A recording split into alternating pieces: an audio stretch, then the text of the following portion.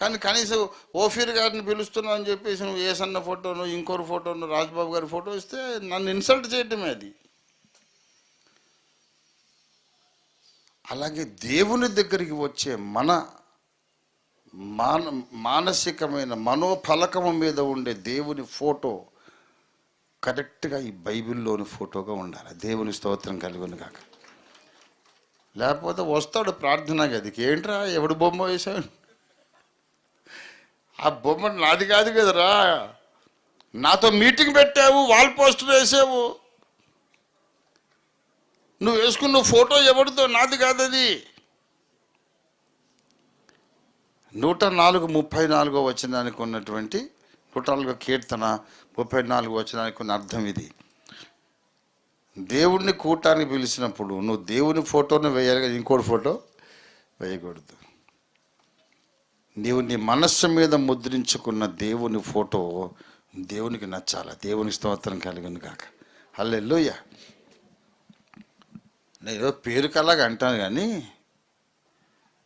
ఏంటంటే నా చిన్నప్పుడు ఫోటో వేస్తున్నారు చాలామంది ఉండి. ఓఫీర్ గారు కొడుకేమనుకుంటున్నారు వాడిని. చాలా కష్టాలు పడ్డాడండి ఓఫీర్ గారు, పర్లేదు ఇప్పుడు ఆఖరికి దేవుడు వాళ్ళ అబ్బాయిని కూడా వాడుకుంటాడండి అని. నేను పేరుకు మాత్రం ఏంటో నా ఫోటో లేటెస్ట్ ఫోటో వేయొచ్చు కదా, చిన్నప్పుడు ఫోటో వేస్తావు ఏంటని అంటాను పేరుకు పైకి. కానీ లోపల రహస్యంగా నేను కూడా సంతోషిస్తుంటాను. చాలా బాగుంది, ఐ లుక్ వెరీ యంగ్. అంటే ఇప్పుడు పాపాలు ఒప్పుకునే సమయం కనుక అన్ని సంగతులు ఒప్పేసుకుంటున్నాను. అది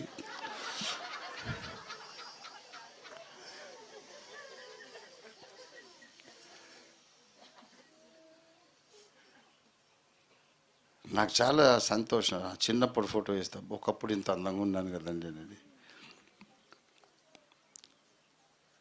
మొన్న ఆర్టీఏ వెంకట్ వచ్చాడు నన్ను చూడడానికి. వచ్చి, అంకుల్ మొత్తం బోడిగుండు అయిపోయింది అంకుల్, మీకు ఎంత జుట్టు ఉండేది అంటే 2 ఏళ్ళకి ఒకసారి చూస్తే అలాగే ఉంటుంది బాబు, మళ్ళీ నెక్స్ట్ టైం వస్తే అసలు ఇంకా ఇంత గుర్తుపట్టబోయేమో.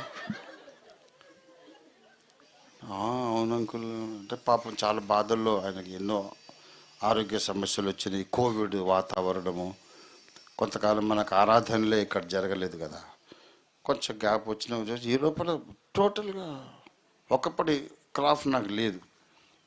మరి ఈ బాధ నుంచి విముక్తి ఎలాగ నాకు? ఆ పాత ఫోటో చూసుకోవడమే. అది చూసి ఎంతో ఆదరణ పొందుతాడు. ఓహో ఒకప్పుడు ఇలాగ ఉన్నాను కదా. సో మీరు ముద్రించుకునే నా ఫోటో నాకు ఇంపుగా ఉన్నదన్నమాట. అలాగే దేవుని ఫోటో మనం ఏదైతే వేసుకుంటామో ఆయనకు నచ్చాలి, అది దేవునికి స్తోత్రం కలుగును గాక. హల్లెలూయా. Don't have the wrong picture about God. దేవుడు మంచివాడు, దయామయుడు, న్యాయవంతుడు, కృపా సమృద్ధి కలిగిన వాడు, క్షమించటానికి సిద్ధమైన మనస్సు కలిగిన వాడు, కృప చూపుట యందు ఆనందించువాడు, సంతోషించేవాడు. దేవునికి స్తోత్రం కలుగును గాక. హల్లెలూయా. దేవుని గురించి చిన్న నెగటివ్ కూడా నీలో ఉంటాను వీల్లేదు. Never allow any negative thought about God. God is ready to help you and forgive you and lift you up. నువ్వు చెడిపోతే నేను బాగు చేస్తాడు, నువ్వు పడిపోతే నేను లేవనెత్తుతాడు, నువ్వు గాయపరిస్తే నీ గాయము కట్టి ఓదారుస్తాడు, నువ్వు పాపపు బురదలో ఉన్నా సరే లేవనెత్తి కడిగి శుద్ధి చేస్తాడు నిన్ను. God is here to help you, not to condemn you. దేవుడు నిన్ను ఖండించడానికి, దండించడానికి ఇక్కడ లేడు, నీకు సహాయం చేయడానికి ఉన్నాడు. Believe that. Have the right picture of God.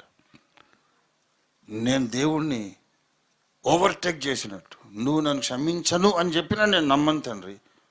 బైబిల్లో నిండా క్షమిస్తా అని చెప్పి ఇప్పుడు ఇంకోలాగెలా మాట్లాడతావు? నేను నమ్మనంతే. బైబిల్లో నువ్వు చెప్పిందే నమ్ముతాను.